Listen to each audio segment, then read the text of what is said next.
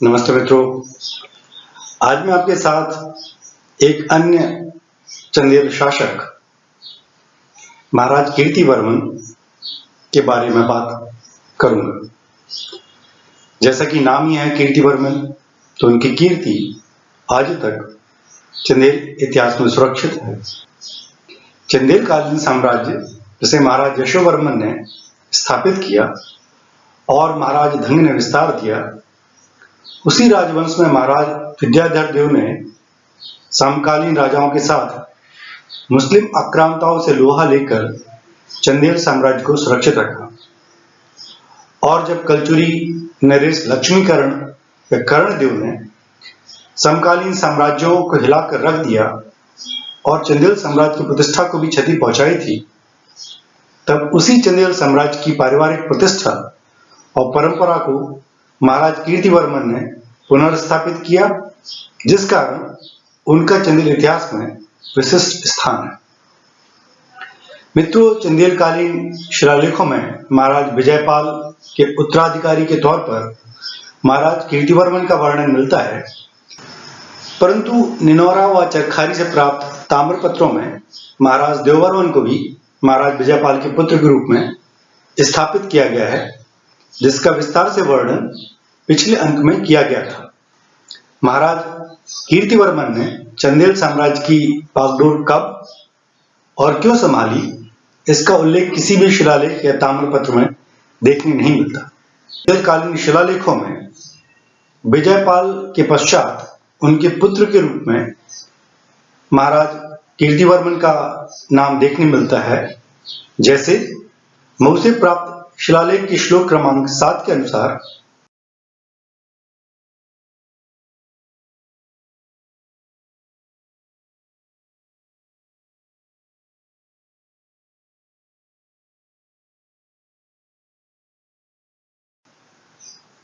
उनके यहाँ कीर्तिवर्मन का जन्म हुआ, जिनके पुण्यमय कीर्ति का गान तीनों लोकों में होता है और उनके जन्म से प्रतीत होता है जैसे धर्म के अवतरण से कलयुग खत्म होने को है।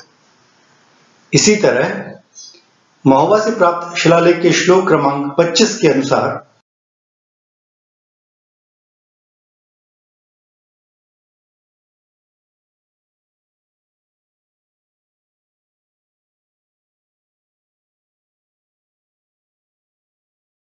उनसे कीर्तिवर्मन की उत्पत्ति हुई, जो महाराज भरत के सभी गुणों से युक्त हैं।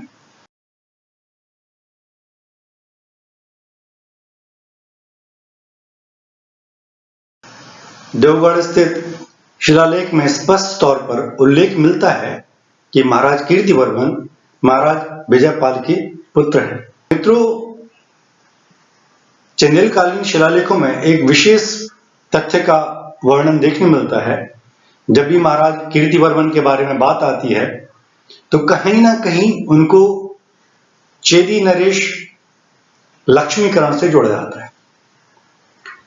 तो मित्रों, चेदी नरेश लक्ष्मीकरण वो थे जिन्होंने अपने समय पर परमारों को, चंदेलों को, कानिकुब्ज अर्थात कन्नौज के राजाओं को, सभी को परास्त करके रखा था और अपना राज्य विस्तार किया था। और महाराज कीर्तिवर्मन वो राजा थे जिन्होंने लक्ष्मीकरण को पराजित कर उसको नियंत्रित किया। महोबा से प्राप्त खंडित शिलालेख के श्लोक क्रमांक 25 के अनुसार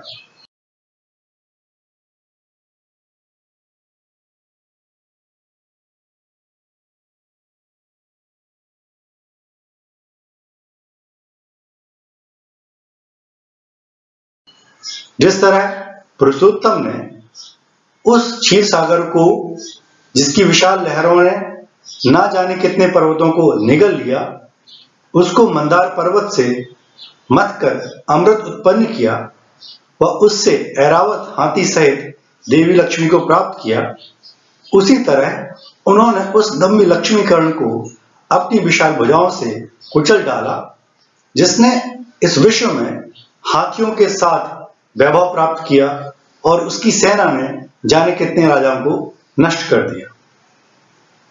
इसी तरह मित्रों, अजयगढ़ से प्राप्त शिलालेख के श्लोक क्रमांक 3 के अनुसार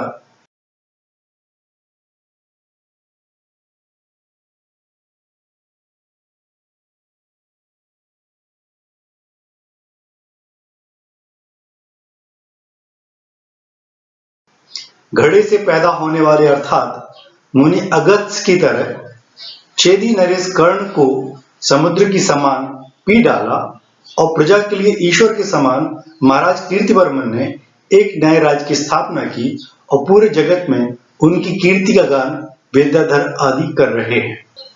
महाराज कीर्तिवर्मन की चेदी नरेश लक्ष्मी कर्ण पर जीत इतनी महत्वपूर्ण थी कि इस ऐतिहासिक जीत पर उनके दरबारी कवि श्री कृष्ण मिश्र ने प्रबोध चंद्रोदय नामक एक संस्कृत नाटक की रचना की, जिसका मंचन महाराज कीर्तिवर्मन के दरबार में किया है।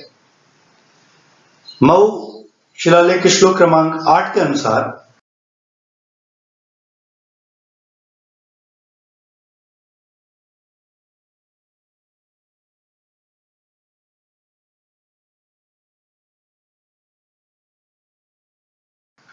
वो जिसने सभी 6 आंतरिक दुश्मनों सहित दुश्मनों के साथियों को वास्तव में नष्ट कर दिया, वो जिसने कभी राज्य की संवैधानिक संस्थाओं को समृद्ध किया, वो जिसने कलयुग के कारण उत्पन्न कलह से इस विश्व को निष्कंटक कर दिया और जिसकी कीर्ति उसके शासन आदेश से समुद्र की सीमाओं तक पहुंच गई, तो महाराज कीर्तिवर्मन का इस तरह से यशोगान भी किया गया है। तो मित्रों, आपको संभवतः ये कड़ी अच्छी लगी होगी। अगर आपको यह जानकारी अच्छी लगती है तो प्लीज मेरे इस वीडियो को आप लाइक करें, शेयर करें और सब्सक्राइब करें मेरे YouTube चैनल खजुराहो विद अनुराग को। धन्यवाद।